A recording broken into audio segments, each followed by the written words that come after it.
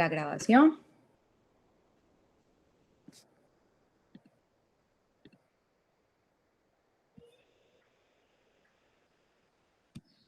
Listo.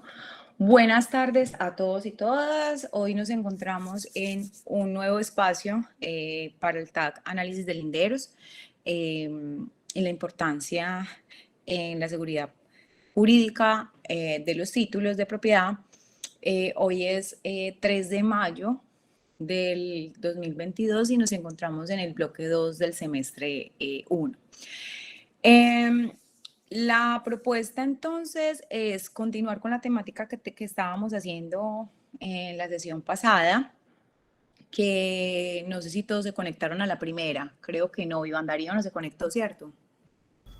Profe, buenas tardes. No me logré conectar porque el correo me llegó ya alrededor de las 3:30 de la tarde y pues ya tenía otros compromisos, entonces no pude proceder Bueno, a la ok, clase. listo.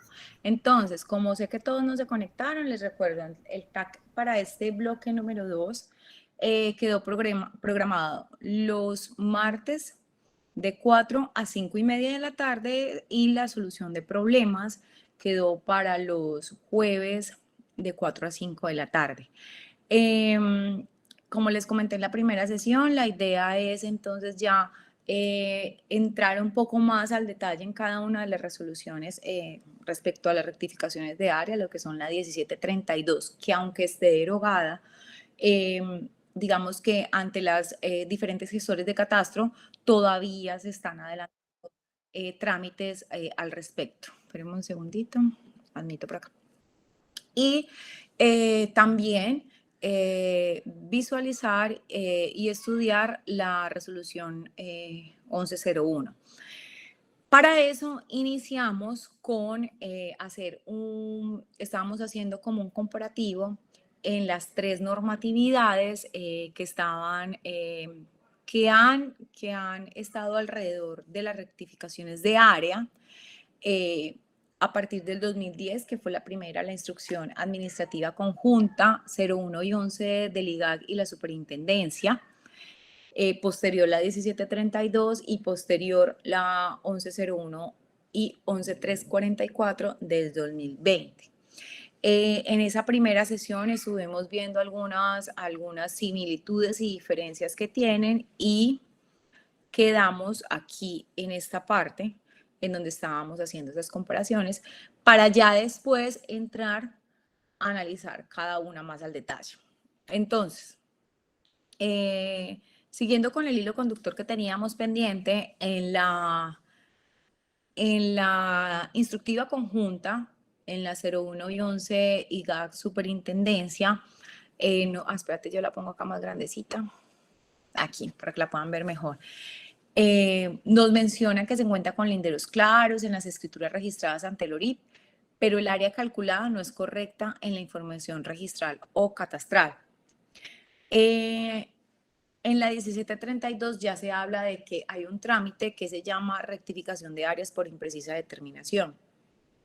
Y ya en la 1101 incluye cuando la variación no se encuentra contemplada dentro de unos márgenes establecidos. Es decir, esa resolución ya contempla una tabla que de acuerdo al predio donde se encuentra ubicado, si es en el sector urbano o en el sector rural, y de acuerdo a unos topes de áreas, si se encuentran entre tantos metros a tanto, de tanto a tanto, va a tener unos márgenes de tolerancia. ¿Qué significa esa margen de tolerancia? Nos vamos a adelantar un poco, cuando ya lo volvamos a ver, lo vamos a analizar más, porque digamos que ha sido uno de los puntos que ha generado más duda, más inquietud, como así que márgenes de tolerancia. Es que vamos a permitir de ahora en adelante que se sigan manejando varias áreas en los diferentes títulos que se tienen de propiedad de los predios. No está indicado a esa idea, sino que como bien sabemos que los predios durante la historia tienen diferentes áreas, tanto en los títulos como en la información geográfica, que el plano que levanta, el que levanta el propietario, el que levanta el INCODER, el que levanta cada una de las diferentes entidades. Entonces este margen está visualizado desde la diferencia y se saca el porcentaje de área que hay entre el área que está contemplada en los títulos, ¿cierto? Es decir, en el folio de matrícula o en la escritura que esté registrada en ese folio de matrícula y lo que se pretende certificar, el área posible de certificación. Entonces, cuando esa área se encuentra en el porcentaje, es decir, después de que yo analicé y la tablita, yo estoy en el ranguito, en el área que me dice la tablita, y dice que para ese predio determinado el porcentaje admitido es del 5% y a mí me da 4, entonces uno dice, este trámite está dentro de los márgenes de tolerancia. Pero por el contrario, si dice 5 y a nosotros nos da 20 o 200, pues ya estamos hablando que se encuentran fuera de los márgenes de tolerancia y ahí van a ver, cuando lo veamos más puntualmente, van a ver unas variaciones, unas diferencias para uno decir, este trámite se va a enmarcar bajo este artículo y este bajo este. Entonces, es importante que ya vayamos familiarizándonos con ese término de márgenes de tolerancia fuera, dentro. En la 01 y 11, la autoridad catastral competente debe hacer la verificación técnica, jurídica y real de la información presentada.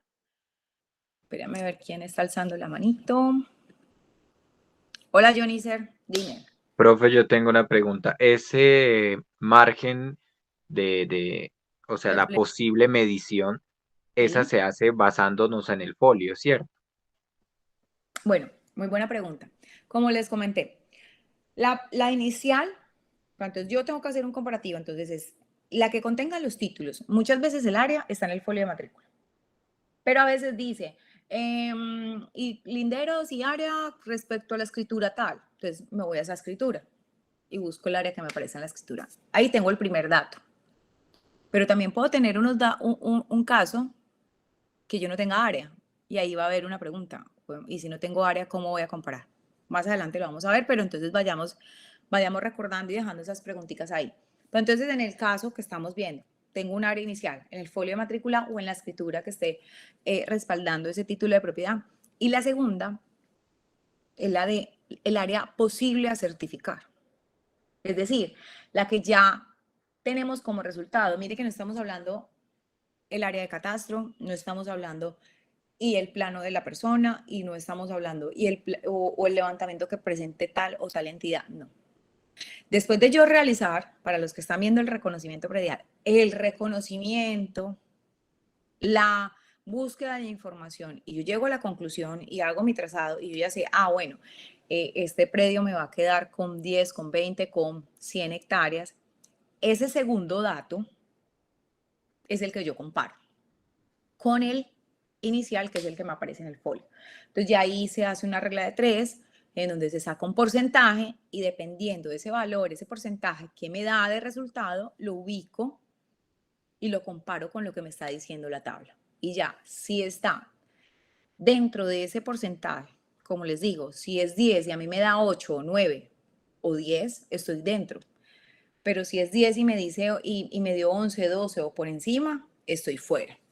Eso es muy importante porque en la resolución hay unos artículos que me van a indicar si está dentro, se debe de enmarcar bajo esta normatividad y si está por fuera, se va a indicar por este lado.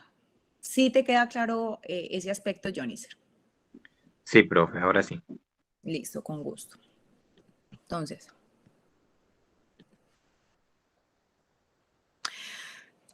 como decía, desde la 01 y 11, la responsabilidad de la verificación técnica, jurídica y real de la información, es decir, de esa verificación en campo o de esa verificación por medios indirectos, pero toda la verificación de la información y la responsabilidad es competente del gestor catastral. Es decir, a mí me hacen llegar una información el propietario me hace la solicitud, me hace llegar unos certificados planos, me hace llegar una escritura, me hace llegar un plano. Nosotros como autoridad catastral debemos tomarla, analizarla, compararla con la que nosotros tenemos en nuestras bases de datos, compararla con la ortofoto, ir a hacer inspección ocular, ¿cierto? Todo eso no ha cambiado. En todas las resoluciones sigue siendo la autoridad catastral la responsable de hacer esa verificación. Este tipo de solicitud, esa solicitud del propietario, es decir, si una entidad encuentra un error en el área de un predio, puede adelantar una rectificación de áreas para fines con efectos registrales o tiene otras maneras de hacerlo. Cuéntenme.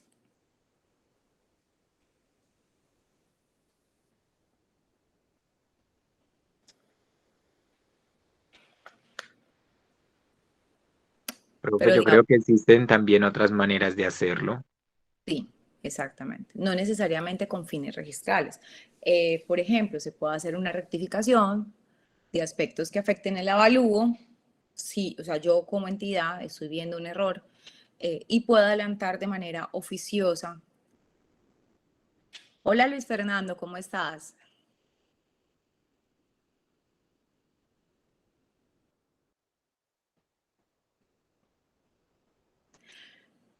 Bueno, entonces, de manera oficial, dale, tranquilo, no hay problema.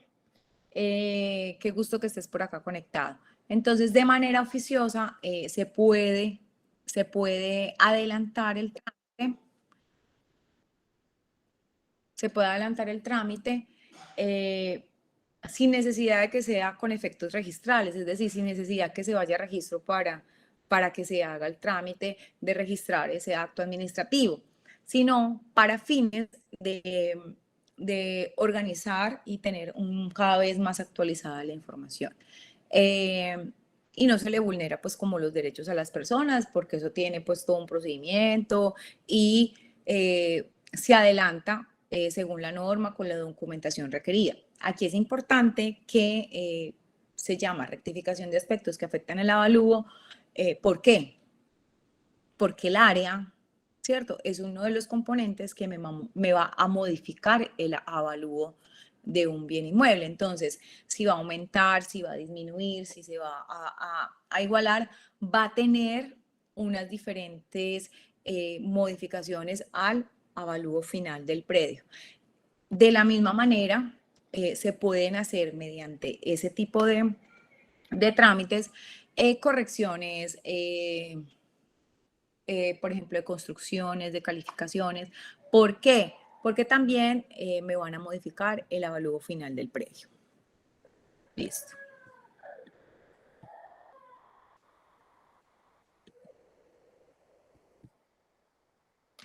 Desde la 1101 nos dice que este trámite, como les venía diciendo, es un trámite con efectos registrales. Hasta la 1101, 11344 sigue siendo un trámite con efectos registrales.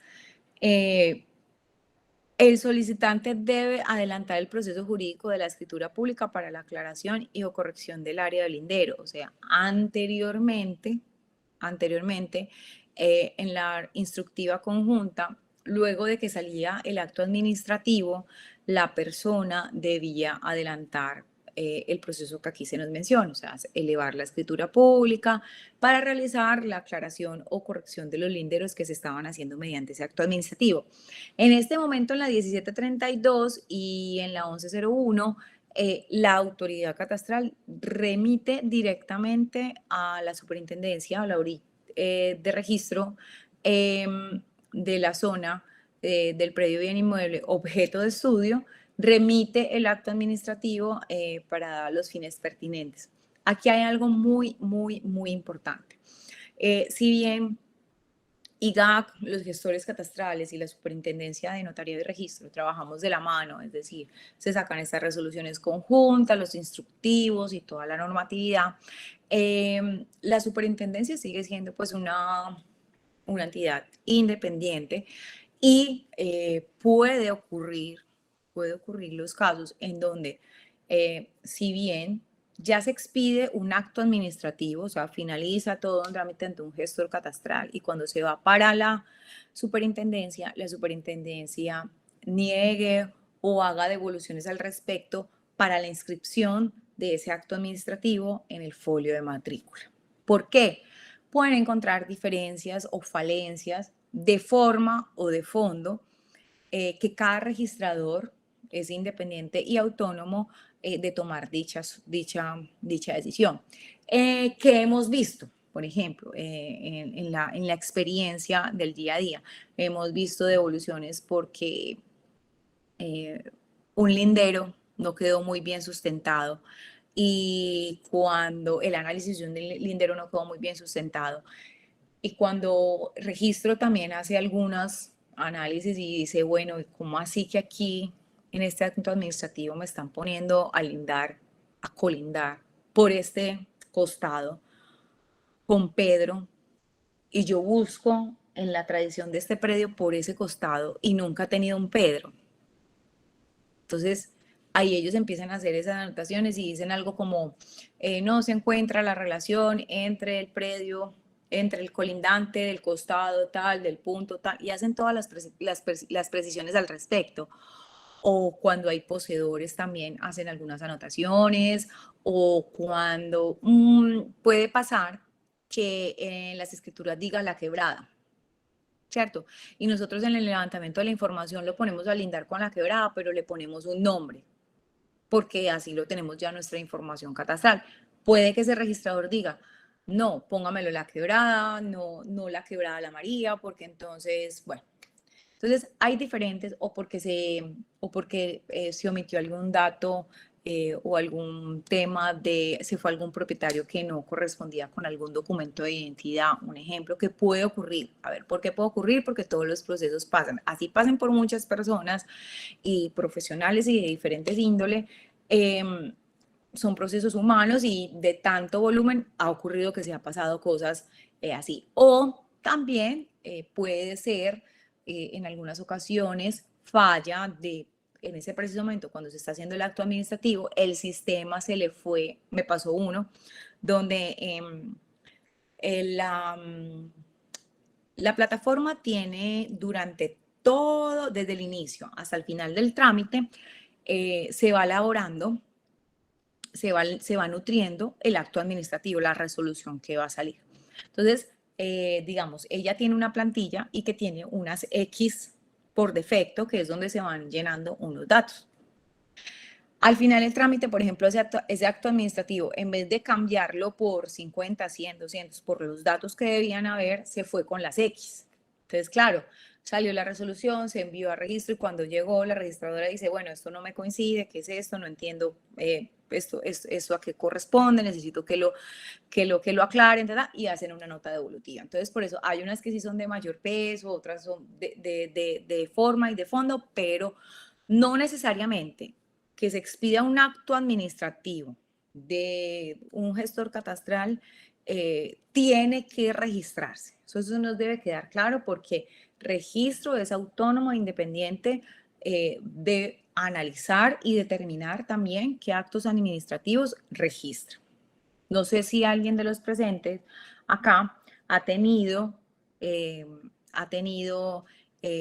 esa experiencia de que salga un acto administrativo y tenga una nota devolutoria por parte de registro.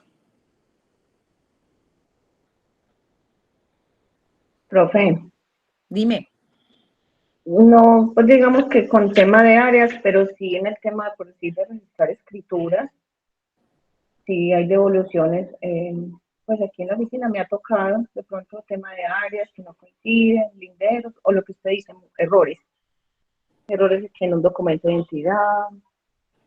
Entonces, exacto, sí, o también pues errores así de, que era representante legal y se fue como, o sea, diferentes errores que se pueden ir en un documento cuando se digita, o sea, así como cuando lo que mencionábamos muy al principio, que las escrituras se hacían con minutas, entonces son como unas plantillas y que se van llenando. Entonces, por decir, si en la plantilla anterior estaba un José María por ahí metido y aquí se hizo y lo hizo la persona, lo leyeron las personas que estaban ahí para firmar y a todos se les pasó el José María y la escritura se fue con un José María que no tenía absolutamente nada que ver en el acto administrativo.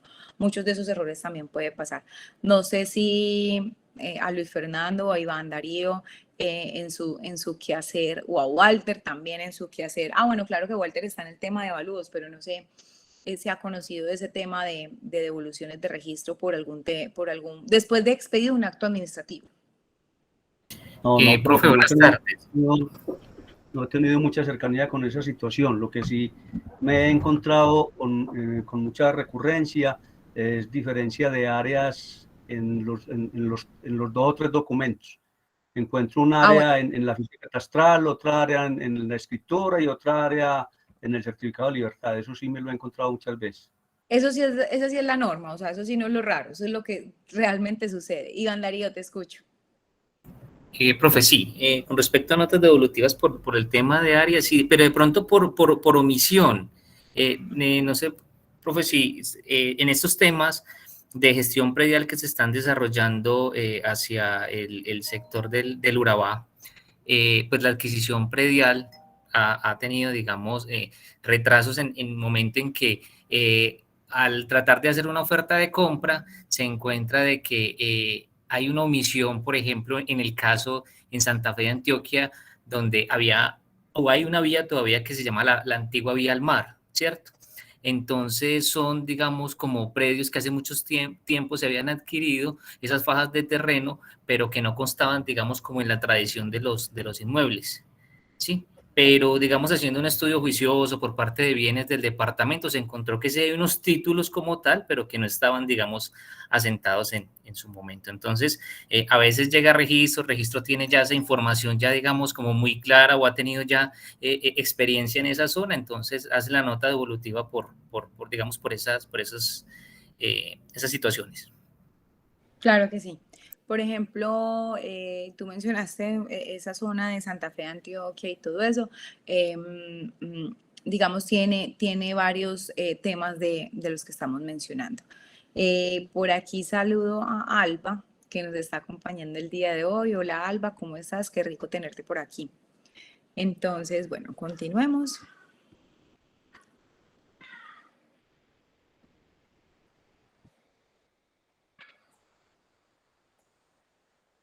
Bueno, siguiendo con este comparativo de las los tres resoluciones que han surtido durante los años, entonces la instructiva 01 y 11 nos menciona que procede cuando los linderos contenidos en la escritura no son verificables o han variado debido al paso del tiempo, descripción costumbrista. Pero entonces esto lo estamos direccionando a rectificación de acuerdo de linderos por acuerdo entre las partes. Acá hay que tener claridad de una terminología que a veces puede ser un poco confusa. Acuerdo entre las partes y acta de colindancia ¿es lo mismo o puede ser en algunos casos algo diferente? ¿Ustedes qué piensan? Ya voy a ver quién está. Profe, yo creo que en algunos casos hay diferencias. O sea, porque es que el acta de colindancia obviamente tiene que llevar un acuerdo entre partes, ¿cierto? Pero no en todos los casos. No en todos los casos, y hay algunos que sí se requiere, digámoslo así, y hay otros que no. Exacto. Hola, Alba. Exacto. Lo que pasa es que, a ver, desde la experiencia, ¿cómo lo vemos? No sé si ustedes están de acuerdo, los escucho. ¿Cuál es su perspectiva también? Un acta de colindancia puede ser que cuando el reconocedor o la persona que va a hacer la visita y la verificación de la información que está contemplada deja constancia que se estuvo en campo, que las personas estuvieron presentes, don Pedro, doña María, y hay un acta de colindancia que me dice que no hay ningún problema, que el lindero es claro, que está definido, que lleva tantos años, que es por mojones, que es por piedras, que es por malla, bueno, ¿cierto? Por muro, por lo que sea.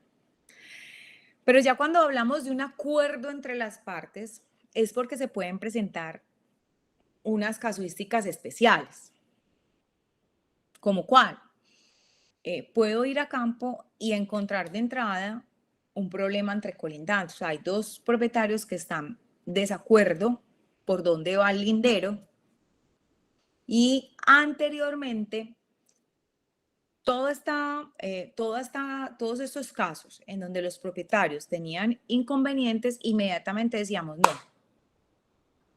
Ya te voy a leer, Alba. Decíamos no. Entonces, ustedes ya catastro no se pronuncia y se van para un proceso de deslinde y amojonamiento, un proceso judicial, y ustedes organicen, y cuando organicen, vienen nuevamente de acuerdo a lo que el juzgado determine, nosotros actuamos, ¿cierto?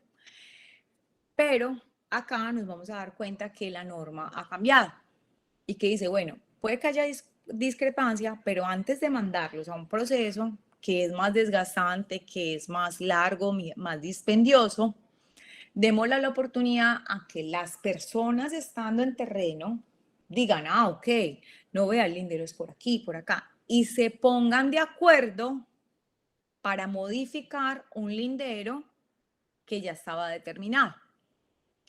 Para ese acuerdo entre las partes, entonces obviamente deben de estar de acuerdo las partes interesadas, debe quedar muy claro por dónde va a ser ese nuevo trazado, debe quedar como el croquis, que la persona le quede claro a todos los que están interviniendo, los puntos claves, se firma, o sea, tiene una estructura. O también puede ser, como dice acá Alba, para que la leamos, dice, el acuerdo entre las partes cuando no hay un lindero definido y las partes acuerdan para hacer un lindero que estén de acuerdo las partes. Sí, es decir, podemos tener un lindero que en los títulos lo estén mencionando y que hacemos el análisis jurídico, si es una persona o el análisis físico y esa parte que están mencionando en el título no está definido, no es claro, es inexistente. Y no tenemos manera de corroborarlo. Pero estamos ante personas, ante propietarios, ante unos inmuebles que tienen una información jurídica que no son poseedores, que no son ocupantes, sino que son propietarios.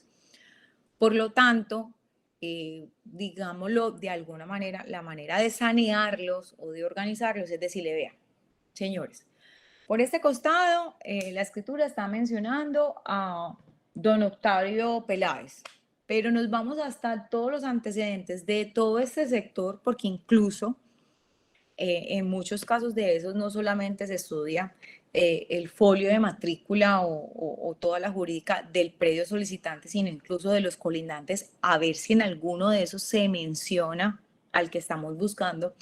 Y realmente, pero tampoco podemos llegar hasta, como digo yo, de manera jocosa, tampoco podemos llegar hasta Cristóbal Colón, porque si no esto se nos vuelve una nube, pues una bola de nieve que va creciendo cada día. Entonces se hace la investigación pertinente y bueno, definitivamente no se encontró, no lo tenemos claro, yo voy a campo y las personas no conocen, no tenemos identificación, manera de identificarlo porque dice con una persona, pero en realidad esos linderos son un poco complejos, en campo tampoco está muy claro cómo hacemos, entonces ponemos a las personas, les decimos la situación y pasa lo mismo que el primer caso les expuse. Las personas están de acuerdo y deben de firmar un acta donde queda totalmente consagrada toda la información de manera clara, veraz, de punto a punto, por aquí, para que todas las partes interesadas queden tranquilos con lo que están firmando. Entonces,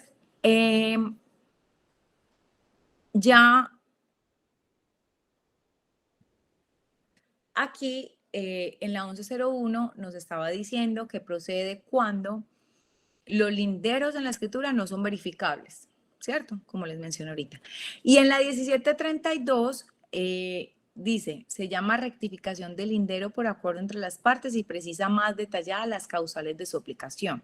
Es decir, en la 1732, cuando vamos al artículo, que lo vamos a ver más adelante, que dice, acuerdo entre las partes, dice, aplica cuando, y dice 1, 2, 3, 4, 5, creo que son 7 u 8 las causales por las cuales podemos aplicar esta resolución.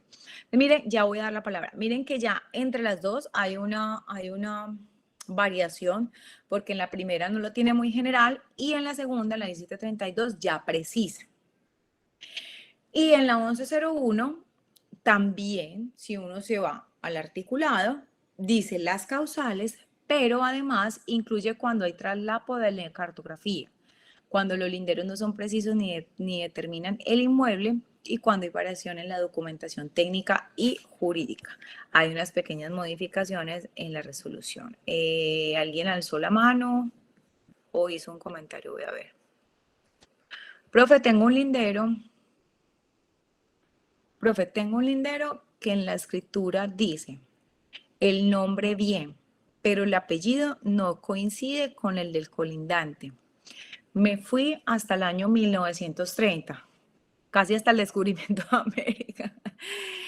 Y ya me toca colocar en observaciones que el apellido, ya te doy la palabra, Walter, que el apellido no coincide, pero que es el mismo colindante. Claro, Alba. Precisamente esto nos deja en evidencia lo que yo estaba diciendo. Recuerden que las escrituras se hacían con minutas. Entonces, al hacer la minuta, puede que se haya ido un apellido o un nombre trocado. Pero si tú ya hiciste ese estudio juicioso y el nombre sí te está coincidiendo, y si tú vas a campo y el lindero está claro, y toda la, como les digo yo, como esa investigación que uno hace de campo, no, claro, resulta que esa señora sí, es doña no sé quién cita, o don Pedro, ta. Entonces, simplemente en observaciones dices que hubo un error de transcripción, por decirlo de alguna manera, en el apellido, en el acto administrativo ¿cierto? De la escritura pública, ta. Walter, te escucho. Profe, esa investigación no está trazada en el certificado de libertad y tradición en 20 años. No, la investigación no tiene que ser limitada a los últimos 20 años del predio, o si hubo negociaciones anteriores a esa y la última fue hace 50 años, entonces hay que tener en cuenta esos datos, supongo. Pues por eso, Walter, mira, la mayoría de los casos, gracias a Dios, no se tiene que hacer tan profundo. Es decir, cuando uno lee los folios de matrícula, puedes ver que en alguna anotación, cuando se habla de ventas totales o en los folios o en los folios que se derivan, inmediatamente encuentras lo que estás buscando, encuentras al colindante que se está mencionando en la escritura. La mayoría de los casos, desde la experiencia que tengo, no hay que irse tan atrás. Que yo te diga que en la norma está especificado que se tiene que hacer un estudio de los 10, de los 20, de los 30, de los 50 años, eso no está especificado. Eso va más como en el estudio juicioso que haga cada reconocedor, cada funcionario en su actividad, y que diga, me fui, porque hay unos casos incluso que recuerden que cuando hubo las migraciones de registro, hubo muchos datos que se perdieron, hubo muchos datos que no quedaron digitalizados. Vea, llegué hasta este punto y ya no tengo más cómo avanzar. Entonces ahí empezamos a buscar, listo, como no tenemos cómo comprobarlo, entonces busquemos un acuerdo entre las partes. O bueno, no, es que estamos con un poseedor, y ahí se empiezan a buscar como las salidas, pero respecto a un caso puntual. Pero que se tenga estipulado, no.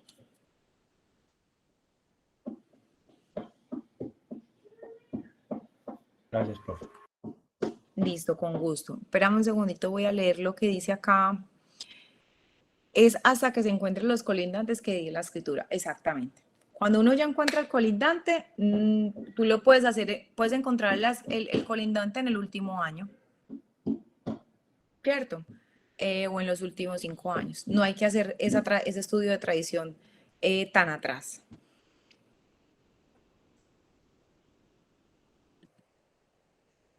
Bueno.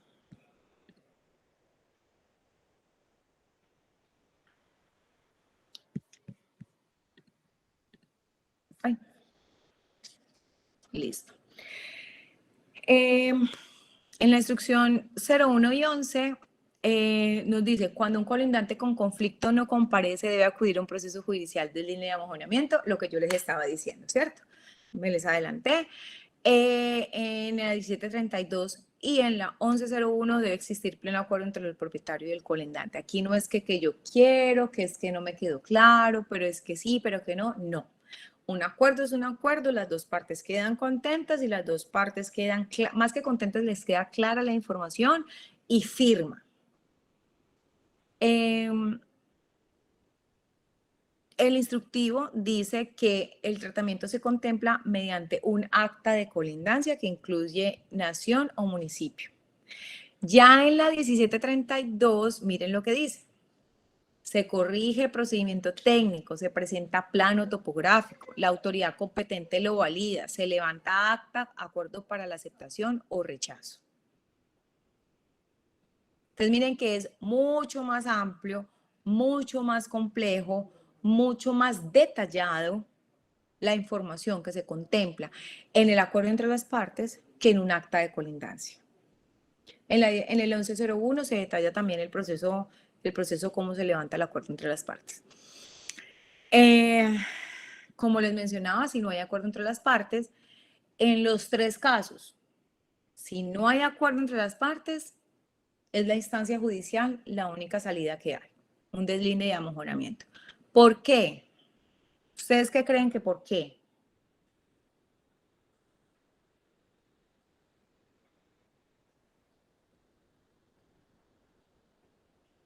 Porque catastro no sanea, ¿cierto? Catastro no quita, no da, no dice si usted es propietario o no. Para eso están las instancias judiciales.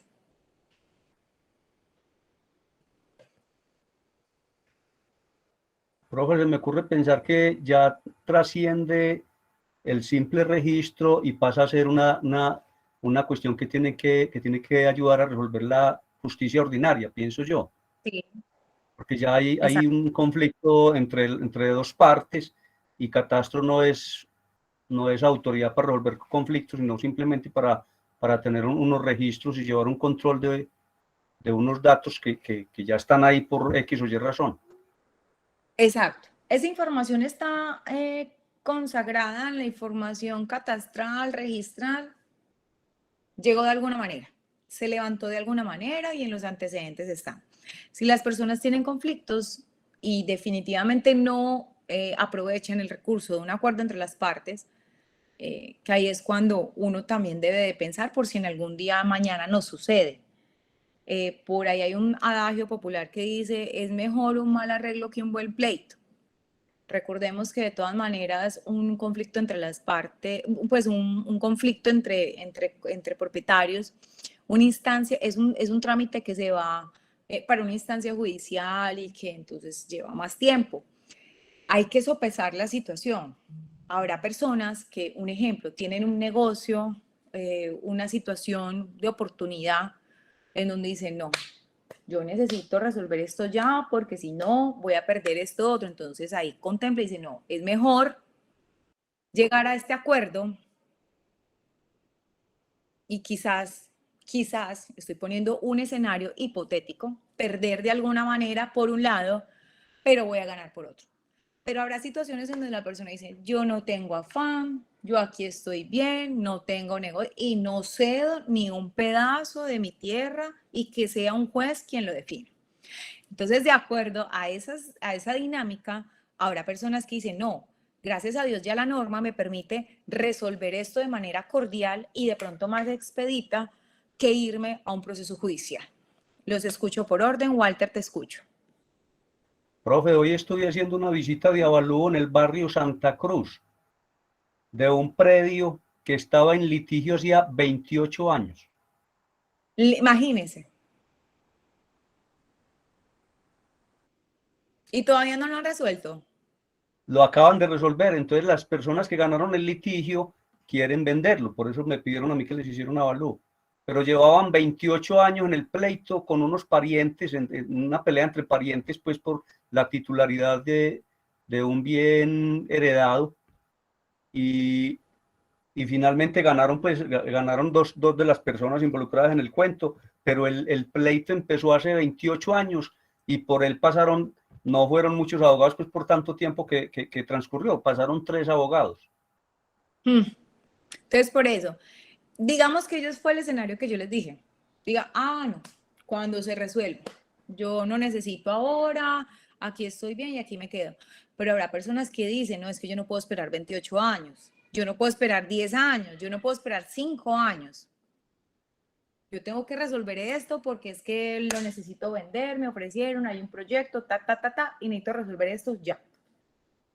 Y utilizan la manera del acuerdo entre las partes. O simplemente puede que no tengan ningún negocio, pero dicen, ay no, yo empezar en este momento, venga doña María, tomémonos un tintico, ¿cómo vamos a resolver esto? Vea, por aquí, no, arreglemos esto.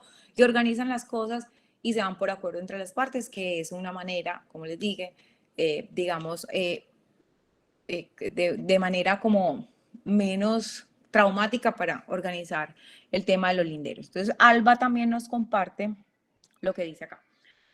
Profe, acá en Venecia hay una señora que le dejaron apoderarse de un lote hace 40 años. Y ya los verdaderos dueños le están reclamando y quieren que nosotros, Catastro, le resolvamos ese problema.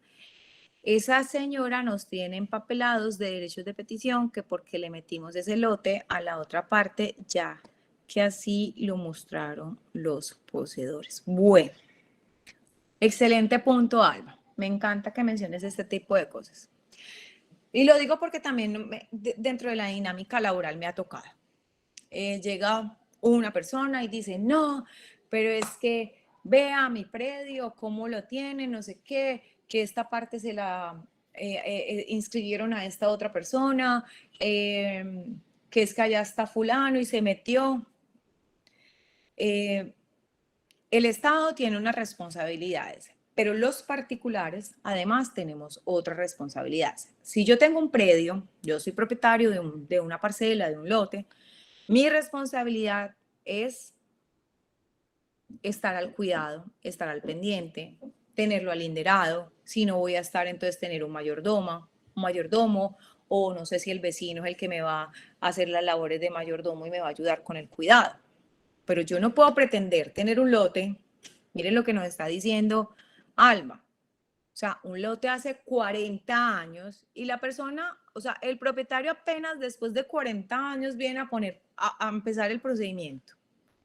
Hombre, si yo estoy al pendiente de la propiedad, al primer día que una persona extraña, pongo una vaca, un gato, un perro, no sé, pongo una chacita, me muevo al lindero, inmediatamente hago ¿qué? Lo que dice la norma. Mis labores de amo, señor y dueño. Digo, no, señor, esto no es. Y si la persona sigue, no, me voy para la inspección de policía, es que vea mi lindero. Pero después de 40 años, o sea, la persona se desaparecen y vuelven. Obviamente, recordemos que catastro es un ¿qué? Un censo. Y que esos censos se hacen mediante diferentes, ese levantamiento de la información se hace mediante diferentes metodologías. Una es la directa y otro procesos masivos. Y en esos procesos masivos, cuando se están levantando la información y si se está utilizando información de cartografía, se censa al fin y al cabo al que esté en ese momento en el terreno. Porque catastro censa a propietarios, a tenedores, a ocupantes, a poseedores.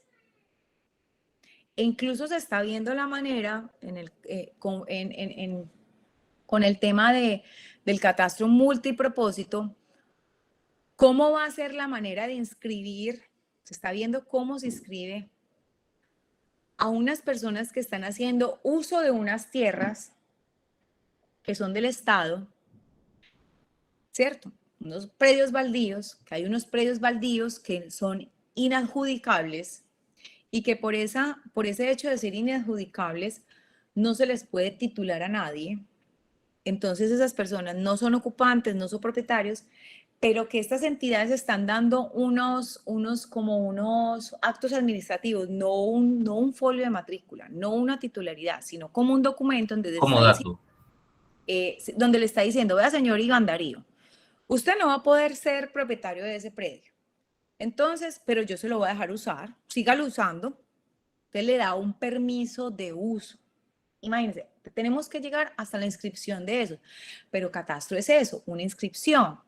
Censa, inscribe lo que ve y lo que tiene físicamente el terreno, obviamente con unas comparaciones con la jurídica, pero se sale de las manos saber exactamente el detalle de cada uno de los predios. Entonces, este tipo de personas, este tipo de personas llegan ante la autoridad catastral y pretenden que o sea, mediante catastro se sanee lo que por 40 años ha venido una tradición.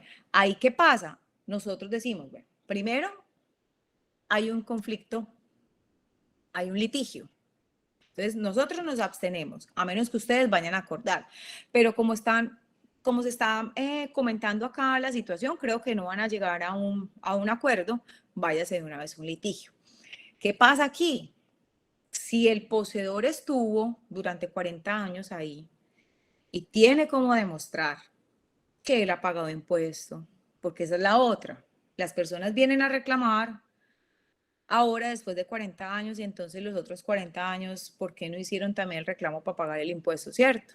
Entonces, si la persona ha estado viviendo en la tierra, la ha explotado, ha pagado servicios públicos, ha pagado impuesto predial, los vecinos lo reconocen como el que está ahí colindando y ¿qué? Y el propietario está haciendo todas las labores de amo, señor y dueño en esa propiedad. Claro, como dice Claudia, en ese caso, el que está ahí podría pedir la posesión. Me parece que ha tardado también porque ya ha pasado el tiempo. ¿Cuánto tiempo es que puede pedir uno la posesión, ya reclamar, hacer un juicio de pertenencia? 6 años. Profe, 10 años. Ok. Después de 7 años. Bueno, aquí es, ¿quién da más? 7, 10, 5. Años viviendo permanentemente en el predio, ocupándolo permanentemente. Bueno, aquí dicen 4, 5, 10. Lo vamos a dejar para la próxima, para la solución el espacio de solución de preguntas. Investigamos y lo resolvemos. ¿Cuánto es el tiempo? ¿Y qué carácter? ¿Y cuáles son las características que debe tener ese poseedor para poder solicitar un proceso de pertenencia? Porque recuerda que tiene que cumplir con unos requisitos. ¿Listo? Lo traemos para la próxima bien clarito para que nos queden, porque estoy viendo que 5, 7, 10 años no lo tenemos muy claro. Entonces, ¿en ese caso podría pedir posesión? Sí. Pero ya sabemos que 40 años no son, es menos. Dice Alba Luz, sí, profe, ellos pagan impuestos los poseedores y tenían alinderado con cerca viva. Perfecto. Entonces, miren, el que está ahí, imagínense, tiene una cerca viva y vive ahí. O sea, tienen construcción, casa, bueno, lo que sea. Tienen animales. Bueno, estoy preguntando. Entonces, vea, tienen cerco, pagan impuesto. Y vamos a ver qué nos dice Alba al respecto, si tenían alguna mejora, alguna propiedad, algún cultivo. Entonces, digamos que tiene todas las características.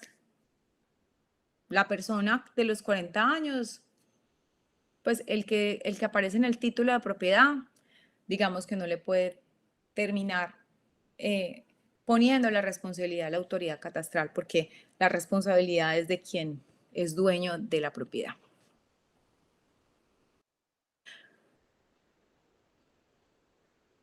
Vean, por ejemplo, en este caso no tienen nada construido, pero sí lo tienen alinderado y pagan el impuesto predial.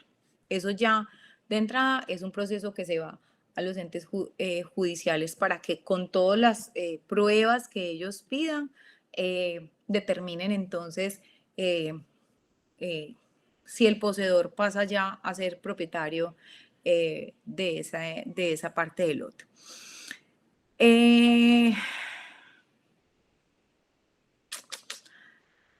¿Por dónde dije? Bueno. La rectificación de área, y esto aquí es algo interesante, ya voy a ver si están escribiendo, es que, por ejemplo, la 01 y 11 no determinaba y no era muy claro en cuántas veces procedía.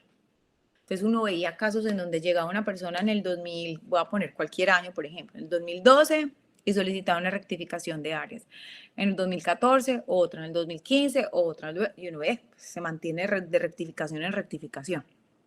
No es la causal, pero sí se vieron casos. En esta 1732 eran un poco más estrictos y dijeron, se realiza una única vez. Entonces ahí uno decía, uy, Dios mío, una sola vez debe quedar lo más claro, mejor dicho, deben quedar muy bien los linderos y el área ajustada. Y no procede la rectificación de linderos por acuerdo entre las partes sobre bienes baldíos o presuntos. Ah, bueno, y ya la 1101 nos deja claro que este proceso sobre bienes baldíos, presuntos baldíos o bienes de uso público, no se puede hacer acuerdo entre las partes. ¿Listo? O sea, no se puede hacer un acuerdo entre las partes con la vía, con el parque principal o cualquier parque o con la acera, no, con eso no, ni con la biblioteca, o sea, no se hace acuerdo entre las partes. El acuerdo entre las partes en la 0111 no tiene efectos registrales, en la 1732 sí tiene efectos registrales y sigue igual en la 1101. Y precisamente es con el fin de, después de que las personas se hayan puesto de acuerdo, pues se vayan a registro y adelanten el proceso. Ay, Dios mío, no está, se la había dejado de presentar. Listo. Walter, te escucho. Profe. Hola. Ley 1183 del 2008. Vamos con a relación leerlo. a la posesión. Artículo Listo. segundo, requisitos para efectos de la inscripción y de la posesión. A que se refiere el artículo anterior, el solicitante deberá reunir los siguientes requisitos. El primer requisito es estar en posesión regular del inmueble en nombre propio, en forma continua y exclusiva, sin violencia ni clandestinidad durante un año continuo o más. Exactamente. Pero ya con el catastro múltiples de cambio, sí, pero acá se mantiene algo. ¿Acaso sí es muy importante que estar ocupando, estar en el bien inmueble, siga siendo ¿cómo es que se llama? De manera pacífica. Es decir, la persona que llegó allá no llegó con armas, no fue intimidando, no fue, porque eso ya estamos hablando de otro tipo de procesos. Ustedes saben que existen, además, los procesos de restitución de tierras por medio de la Agencia Nacional de Restitución de Tierras, que ellos son la autoridad catastral y la autoridad nacional, en realidad, de adelantar todos los procesos para los cuales hubo despojo, bueno, todo ese tema de violencia, en la época de violencia de Colombia, esa es la ley 1448, en donde se indica cuál es el procedimiento que se adelanta frente a estos casos. Aquí incluso es un tema muy, muy complejo porque ustedes saben que, o sea, hacer ese rompecabezas de ese tipo de trámites es un poco complejo porque la mayoría o un gran porcentaje de estos predios, esos linderos que estaban en los títulos fueron borrados, ¿cierto? Para poner un caso pues específico de un área, vamos a hablar del área de Urabá, en donde ustedes saben que están esas grandes extensiones de tierra y donde eran unas grandes fincas y fueron despojadas, y como eso se convirtió como en unas grandes bananeras, entonces esas bananeras o esas empresas que hay por allá son varios títulos que cuando uno va a analizar son varios títulos dentro de una gran finca.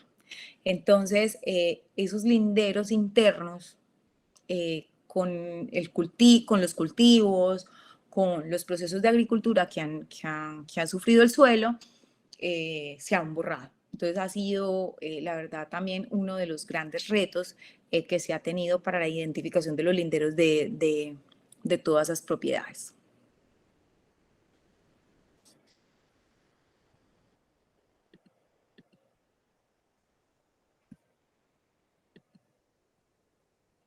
Listo. Ya cuando la norma nos habla de inclusión de área o linderos en la información de registro, este ítem en la 01 y 11 no estaba contemplado. Apenas se empieza a tener en cuenta a partir del 2018 de la resolución conjunta 1732, que fue modificada por la resolución conjunta 479 en el 2019.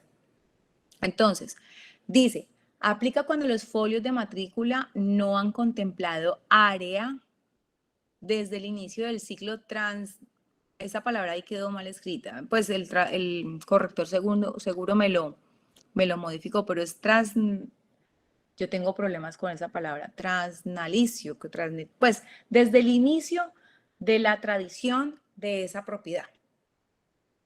Cuando en un folio de matrícula nunca haya existido ningún cálculo de área, se puede solicitar inclusión del área de linderos en ese registro. Hay predios que nacieron desde sus inicios sin ningún cálculo, sino solamente con la información de los linderos costumbristas o de los linderos que hayan tenido. Es muy casual verlo, no es algo raro y se puede evidenciar. ¿Ustedes qué creen? ¿Que está más frecuente en dónde? ¿En el sector urbano o en el sector rural?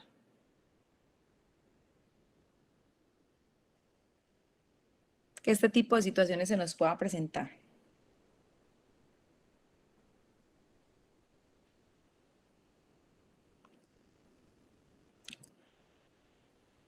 Yo pensaría que en el sector rural, porque por lo general cuando estamos hablando del sector urbano, así sean medidas costumbristas,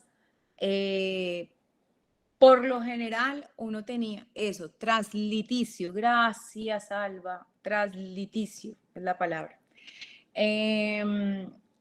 Por lo general, miren que en el urbano es 10 de fondo con 7 de ancho, o sea, es como más fácil la medición y entonces es un poco más escaso que los folios de matrícula no contemplan la información del área de los predios. Este tipo de ítem en la 1101 se mantiene igual. También nos dice, cuando el predio de estudio es objeto de inclusión de área, objeto de barrido predial masivo por catastro multipropósito. Ya aquí, desde la 1732, se empieza a hablar de barrido predial masivo, catastro multipropósito. En la 1101 se mantiene igual. El origen del predio no corresponda a falsa tradición. Cuando el origen del predio no corresponde a falsa tradición, también se puede solicitar inclusión de área. Dice que solamente para el caso de inclusión de área de terreno, el registro del predio no debe haber sido objeto de segregaciones, divisiones y declaración del área restante. Esto es supremamente importante. Es decir, tenemos una solicitud de un predio que durante toda su tradición no tiene área. Hace una solicitud para la inclusión del área de linderos, ¿cierto? En ese folio de matrícula.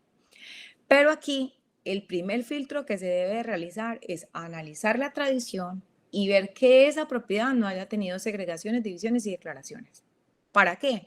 Para que esa área no haya tenido modificaciones ni se haya tocado. Es decir, movimientos, ventas totales sí pueden tener y demás movimientos que no tengan que incluir el área, hipotecas, ¿cierto? Pero en el caso o sucesiones, todo este tipo de cosas, pero segregaciones, divisiones y declaraciones de áreas restantes, o sea, ventas parciales como tal, el predio no puede sufrirlo. Y eso sigue sin variación alguna en la resolución 1101. Para efectos, el trámite es a solicitud de parte del titular, el titular de derecho de propiedad, y en la 1101 incluye oficio. En realidad, todos ante el gestor catastral se han realizado mediante oficio. Y esta inclusión se realiza en los respectivos folios de matrícula. De esto que sale, cuando se solicita este tipo de trámite, sale un plano predial catastral especial. Aquí quiero hacer una claridad. Muchas veces pensamos, y lo digo por la experiencia, es una solicitud que está llegando cada vez más frecuente. Solicito la inclusión del área del predio en el folio, en el folio de matrícula. Las personas muchas veces pensamos que, que incluir el área en el folio de matrícula es como decir, ¿cuánto es? 30, 30, 50, 50. Pero es lo que yo siempre les he manifestado. El área es el resultado.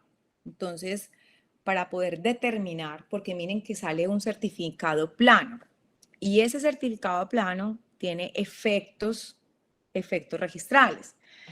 Entonces, en ese orden de ideas, si es un certificado que tiene efectos registrales, que tengo que analizar cuál es el área, debo analizar los linderos. No pues como de buenas a primeras, incluir un área sin haber analizado la tradición y los linderos de ese predio. Profe, si los linderos están bien y el área, la registradora puede proceder con esta inclusión del área. Profe, si los linderos están bien. ¿Qué es estar bien? Están claros, identificables en campo, corresponden a los que están tanto en el folio como en la realidad física, así hayan cambiado durante el tiempo, y el área de la registradora puede proceder. ¿Y el área? ¿Cuál área? La que tenemos en catastro. Y, por ejemplo, si tenemos dos áreas, una alfanumérica y una geográfica, entonces, ¿cuál se pone? Muchos casos han llegado en donde solicitan la inclusión del área. Cuando solicitan la inclusión del área y se va a verificar, lo primero que yo hago es meterme al municipio, verifico la ficha y yo digo, pues si de entrada tenemos dos áreas, entonces, ¿cuál es la que se le va a poner? Además que se verifica, vamos a ver si este predio en algún momento ha tenido alguna rectificación de áreas, ha tenido alguna solicitud, ¿cierto? En campo verificados y el área de catastro están iguales, geográficas y alfanuméricas. Listo, perfecto. Y año de actualización del municipio también tiene que ver que se está muy desactualizado, actualizado. Para mí, para 2014, estamos fuera de la norma, está desactualizado. Para mí de entrada, no. No, para mí de entrada no debería registrarse. Además, se debe sacar un certificado plano catastral especial que lo debe solicitar ante el gestor. En catastro departamental se maneja de la siguiente manera: se le pasa a los ingenieros ven la viabilidad, analizan todos esos componentes técnicos que les estoy mencionando aquí, vigencia del municipio, si está muy actualizado o no está muy desactualizado, si otro componente, ALBA, si está ajustado a la cartografía o no. Es decir, si es un municipio que tiene desplazamiento en su cartografía, si está desajustado. Y nosotros, para determinar si los linderos están bien, quiere decir que tengamos que lo hayamos analizado. Es decir, que hayamos hecho un reconocimiento predial para yo determinar que esos linderos son bien, porque yo desde oficina no puedo determinar los linderos. Me queda muy complejo. Sí puedo hacer un acercamiento, obviamente, me puedo utilizar los recursos que tengo de la tecnología y de pronto analizar algunos BUR, pero hacer un estudio y determinar, ya queda ese caso, ¿para qué? Para una rectificación, así como lo estás diciendo, Alma. Profe, entonces igual hay que hacer una certificación acá la ortofoto. Entonces, mira, estás diciendo 2014, es decir, está desactualizado y la ortofoto está desplazada. Desde el punto de vista técnico, ese trámite se lleva a que se solicite rectificación de área, que sale la certificación del certificado plano para efectos registrales. Entonces, muchas personas piensan que porque tienen el área igual alfanuméricamente y geográficamente, o porque tienen un área en catastro ya, piensan que es esa área la que le deben incluir en el registro, pero ese certificado plano catastral especial tiene unas características especiales y prácticamente hay que hacerle un análisis como si fuera una rectificación de áreas para determinar si sí o si no. Un ejemplo, un predio que haya sido rectificado recientemente o un predio que haya sido rectificado mediante otro trámite y yo tenga la documentación y de pronto desde oficina o tenga por lo menos un informe antiguo de visita de algún funcionario, donde yo tenga información, quizás. Pero si yo no tengo información, si yo no tengo reconocimiento, queda muy complejo hacer una inclusión del área. Y teniendo en cuenta, miren lo que mencionaba Walter, tener en la información de folio, de catastro y de escritura 3 áreas de entrada, cuál se determina para la inclusión del área. Ya hablando de actualización masiva de linderos y rectificaciones de área por imprecisa determinación, es un ítem que en la 0111 no se mencionaba, en la 1732 no está tampoco incluido y ya se viene mencionando en la 1101, 11344, en donde se habla que se define el procedimiento para realizar el trámite, que se debe realizar la representación geográfica de la posición y la ocupación como aspecto de la informalidad de la tenencia. Debe ser un proceso masivo, resultado del levantamiento de la información física y jurídica. Hay un acto administrativo de esta actualización masiva de linderos o de rectificación de área según corresponda y que el gestor debe remitir y ordenar la inscripción del acto administrativo ante la URIP cuando proceda. Entonces, acá en este punto acabamos de ver de forma un poco pues como puntual los 3 escenarios de las resoluciones que nos vienen presentando la norma respecto a todo el tema de rectificaciones de área. Desde el 2010 hasta el 2020.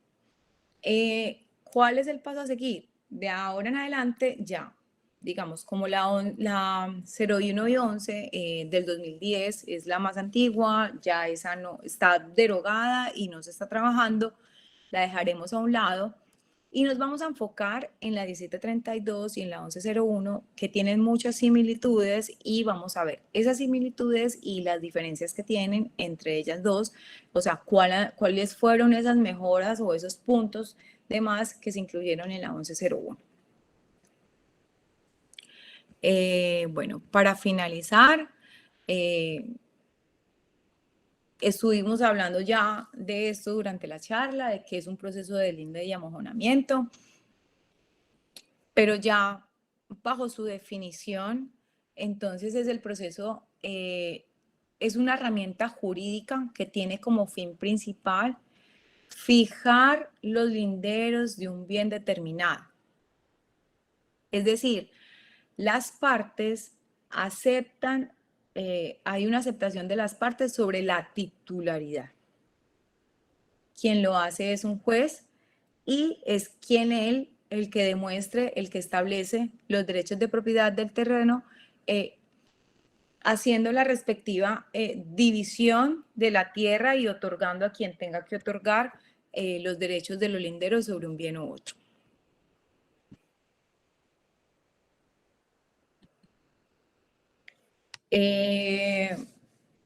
Viéndolo desde la forma o desde el punto de vista de la jurídica de los terrenos, nos encontramos con que entonces deslinde es el acto formal para distinguir los límites de una propiedad sin indicar su propietario, poseedor o ocupante. Estamos alinderando o se está haciendo el deslinde de qué?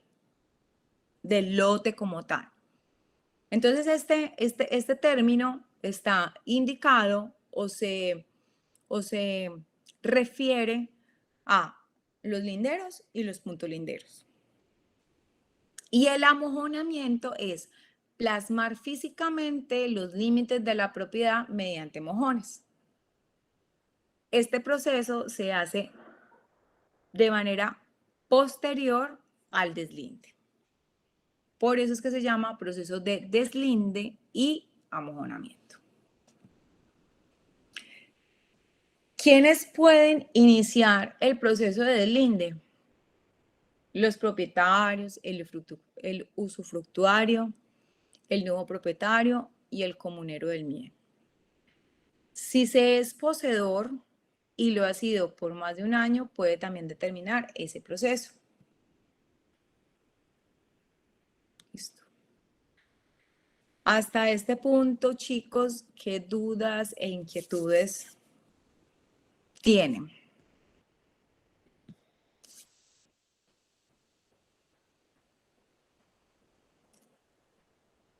¿Cómo les fue hoy? ¿Cómo les pareció hoy la charla? Profe, vamos, yo en lo personal voy dándole como hilando cositas. En este momento estamos en unos procesos de normalización de unos predios que son, entre comillas, propiedad del área, ¿cierto? Del área metropolitana. Sí. Y entonces somos un grupo de 4 personas, una ingeniera civil, una abogada experta en todo este tema predial, pues, un topógrafo y yo. Entonces ahí hay una cantidad de predios que hay que normalizar, ¿sí? que fueron como excedentes de las construcciones de las dobles calzadas y quedaron ahí. Entonces hay que hacerles todo ese proceso de reconocimiento predial, de medición, de levantamiento, porque son unos predios fantasmas, entre comillas, porque se sigue pagando impuesto predial por el predio grande, pero ya el predio grande no existe.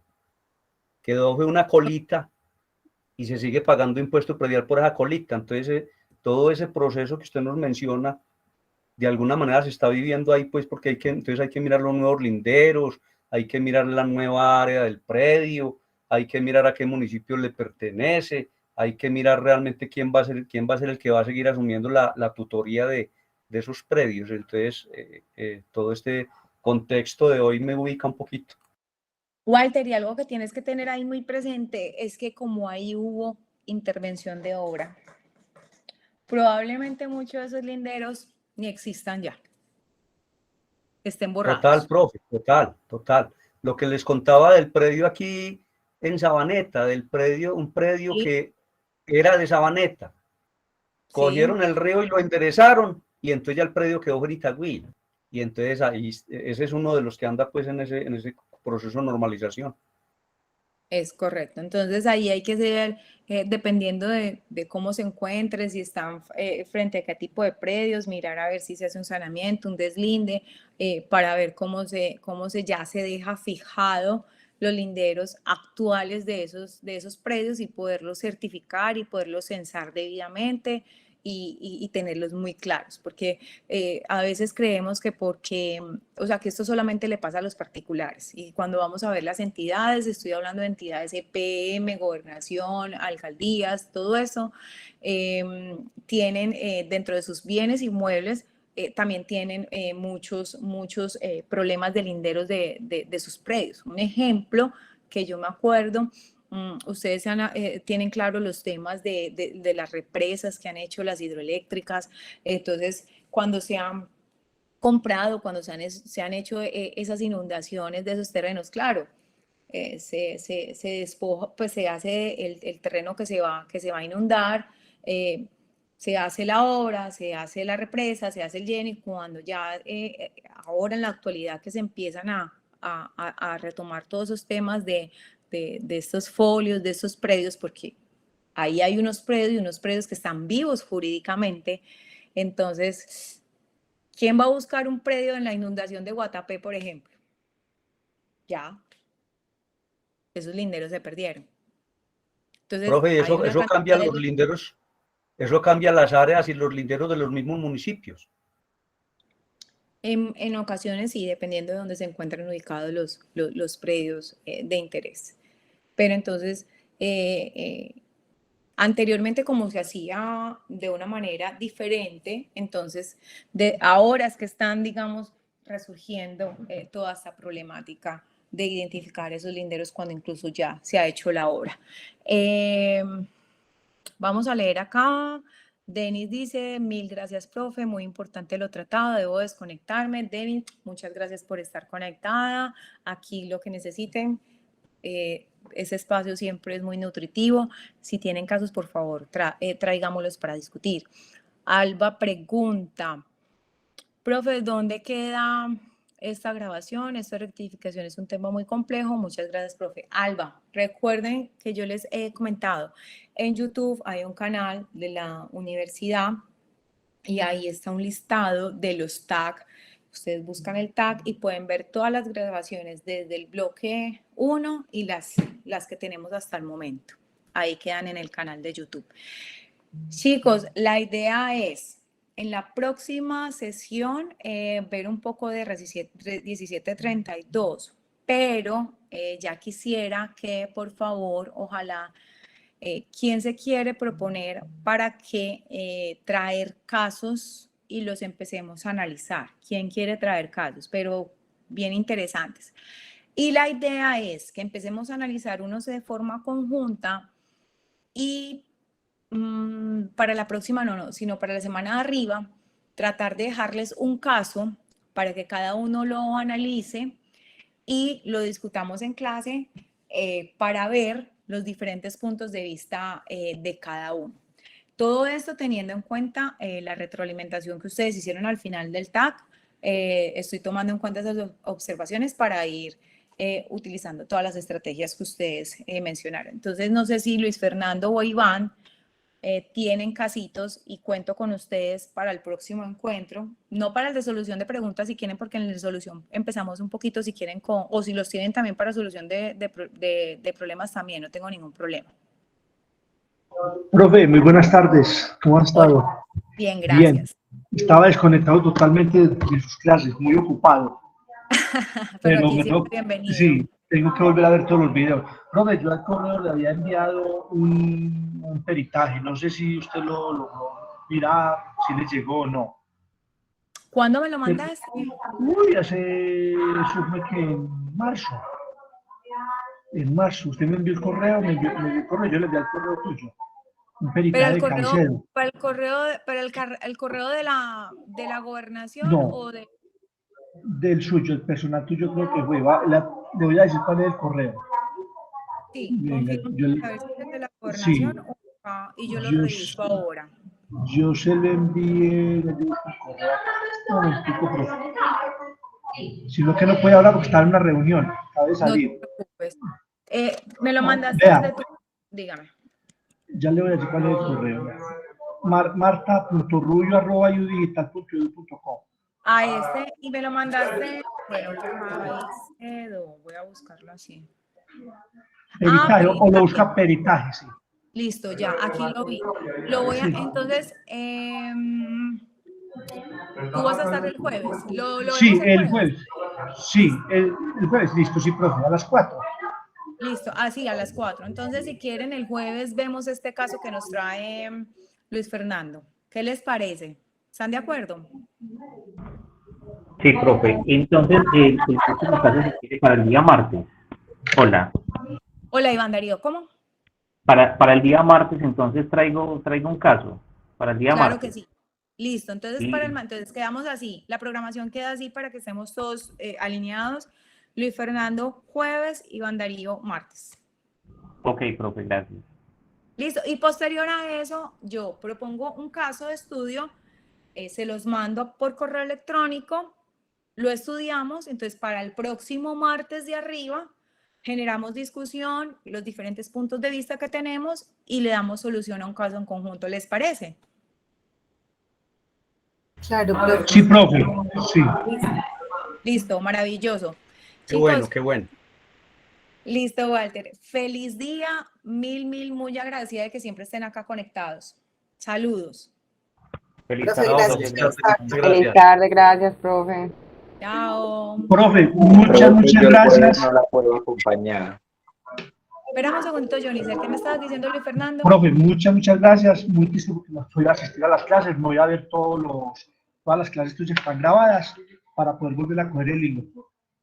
Claro que sí, tranquilo. Listo. Igual lo que necesiten que vuelva y reforzamos, volvemos y lo hacemos. No hay ningún problema. Listo, ¿Listo? pues, que Dios la bendiga. Feliz tarde para Amén. todos. Johnny, ¿qué me estabas diciendo? Profe, que el jueves no los puedo acompañar ¿Por qué? en la clase del jueves porque tengo el programa de tiempo para el relato y es a las 4 también. Eso es ¿qué espacio? Es un espacio de lectura del CRAE. Ah, ok. Bueno, Johnny, Sí. ahí igual nos vamos nutriendo en las que te puedas conectar. ¿Listo? Sí, sí, yo sé pues que esto es primordial, pero que le digo, el tiempo para el relato no se da todos los jueves, es cada 15. Entonces, pues de vez en cuando Bueno, no hay estar en problema. una, pues es interesante. Listo, o sea, en este no, pero en el próximo sí. Exactamente, o sea, este jueves no Listo. los puedo acompañar, pero pues del resto, los martes también, pues todos los martes estoy aquí desde que tenga vida y salud, pero sí, este jueves no, ya el otro jueves sí, sí ya los puedo acompañar. Y, Listo. me da pesar pues que estas presentaciones no las puedan compartir porque son muy chéveres. Pero Pero quedan no, como, la presentación en PowerPoint. sí, pero no se preocupe, yo me he estado robando el pantallazo. Hágale, no hay problema. Igual queda la grabación. Sí, sí, señora. ¿Listo? Listo, profe, gracias, que esté muy bien. Igual, saludos a todos, un besito, chao.